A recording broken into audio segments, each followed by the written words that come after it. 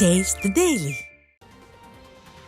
இந்தியாவில் நிதி பற்றாக்குறை ஆண்டுதோறும் அதிகரித்து வருவது உண்மையா என நாடாளுமன்றத்தில் அதிமுக மாநிலங்களவை உறுப்பினர் சி.வி. சண்முகம் கேள்வி எழுப்பினார்.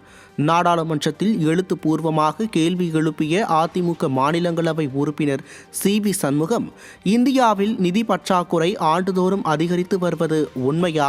அப்படியானால் கடந்த 3 ஆண்டுகளாக அதன் விவரங்கள், இந்த தொடர்ச்சியான உயர்வுக்கான காரணங்களை அரசாங்கம் கண்டறிந்துள்ளதா?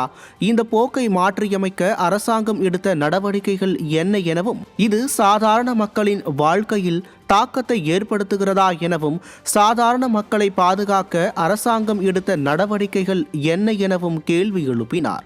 இந்த கேள்விகளுக்கு எழுத்துப்பூர்வமாக பதிலளித்த மத்திய அரசு 2020-21 நிதியாண்டில் நிதி பற்றாக்குறை 9.2%, 2021-22 6.7%, 2022-23 6.4%, 2024-25 4.8%, 2025-26 4.4% குறைந்துள்ளதாக தெரிவித்துள்ளது.